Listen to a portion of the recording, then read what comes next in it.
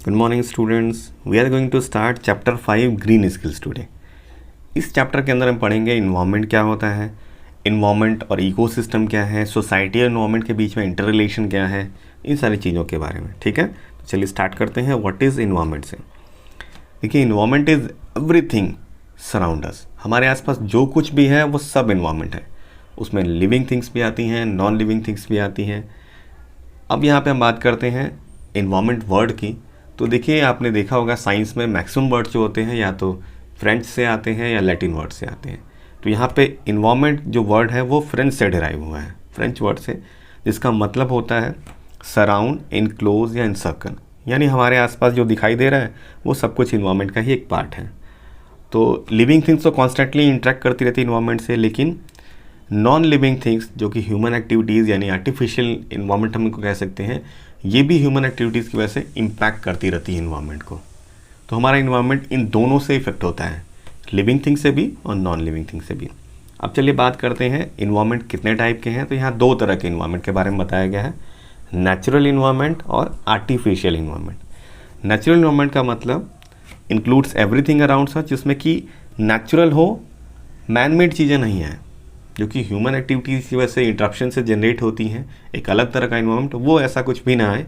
यहाँ पे सिर्फ और सिर्फ नेचुरल थिंग्स हैं, जैसे कि प्लांट्स आ सकते हैं, यहाँ पे एनिमल्स आ सकते हैं।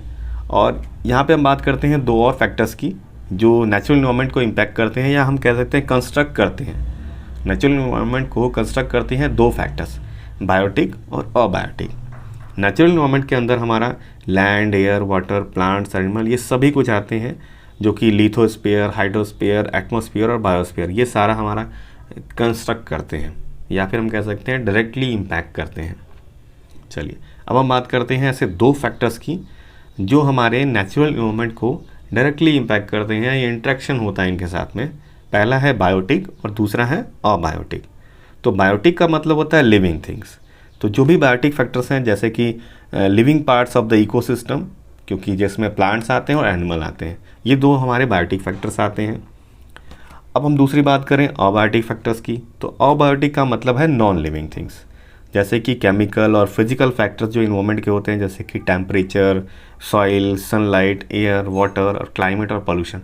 ये सभी कुछ बैलेंस अलग अलग जगहों पे अलग अलग होता है, यानी अलग अलग इकोसिस्टम में इनका लेवल अलग अलग होता है, या हम कह सकते हैं कि इनकी वजह से ही अलग अलग तरह के इकोसिस्टम होते हैं। ठीक है, अगर ज़्यादा सनलाइट जहाँ पे होती है, जहाँ पे टेम्परेचर ज़्यादा होता है, तो वहाँ का इकोसिस्टम या वहाँ पे अबायोटिक फैक्टर्स जो है वो अलग तरीके से हो सकते हैं।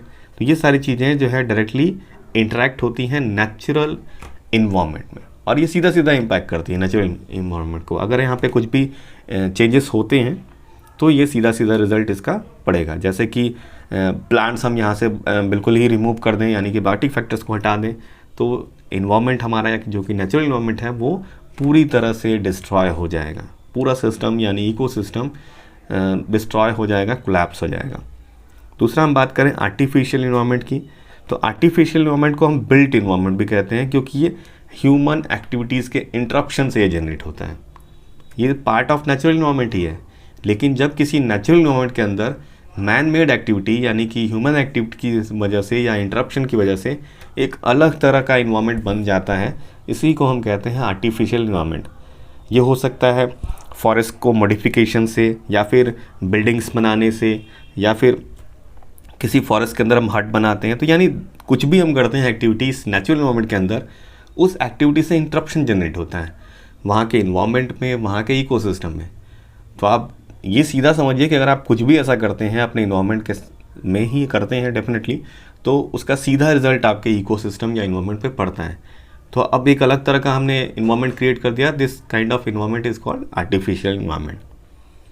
ठीक है, ये क्लियर है कि एनिमल्स भी रह सकते हैं, लेकिन एनिमल्स जब हैबिटेट बनाते हैं, एनिमल भी मॉडिफाई करते हैं नेचुरल इन्वायरमेंट को। जैसे कि आपने बीवर डैम्स को देखा होगा, एंट हिल्स को देखा। बीवर डैम्स यानी कि बीवर मतलब उदबिलाव, ये क्या करता है, मिट्टी के नीचे खोद के एक बड़ा सा टीला जैसा बना लेता है, तो वो भी वैसा बनाते हैं, ऑब्स्ट्रक्शन करते हैं। वहीं एंट हिल्स भी, चींटियाँ भी बड़े बड़े घर बना लेती हैं अपने। दीमक को देखा होगा आपने, बड़े बड़े बनाते हुए घर अपने मिट्टी के।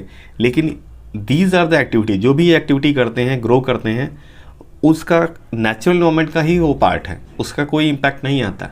नेचुरल इन्वायरमेंट में उसमें कोई चेंजेस नहीं होते, क्योंकि these are the natural activities by the animals, by the biotic factors, by the abiotic factors. लेकिन अगर ह्यूमंस करते हैं, मैन ग्रोमिंग एक्टिविटीज़ जो करते हैं, तो 100% नेचुरल इन्वायरमेंट जो होता है वो वापस से रिस्टोर नहीं किया जा सकता है। It's very difficult to restore it. तो यहाँ पे बहुत ज़्यादा इम्पैक्ट होता है ह्यूमन एक्टिविटी की वजह से, तो एक आर्टिफिशियल इन्वायरमेंट जनरेट होता है। अब सोसाइटी और इन्वायरमेंट की बात करें तो देखिए, human society draws a lot from the environment. जो सोसाइटी है इन्वायरमेंट से बहुत सारी चीज़ें लेती हैं, जैसे कि हम वहाँ से प्लांट्स का यूज़ करते हैं, सनलाइट यूज़ करते हैं, एयर, वाटर, क्लाइमेट, पॉल्यूशन, इन सभी के लिए ज़िम्मेदार हम हैं। जो भी इनकी कंडीशन है उन सभी के लिए ज़िम्मेदारी ह्यूमंस की है, सोसाइटी की ही है। तो society draw the lot of things from the environment.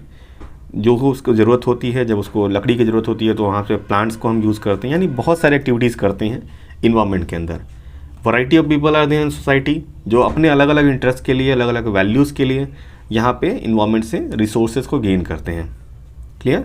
अब हम बात करते हैं, तो अब यहाँ पे सोसाइटी की ही जिम्मेदारी है कि हम जो इन्वायरमेंट है या इकोसिस्टम में जो इम्बैलेंस क्रिएट हो गया है उसको वापस से ठीक करें, क्योंकि डेफिनेटली हमारी एक्टिविटीज़ से जो सस्टेंस है, इकोनॉमिक ग्रोथ है, इनकी वजह से जो है यहाँ इम्पैक्ट होता है इन्वायरमेंट के ऊपर।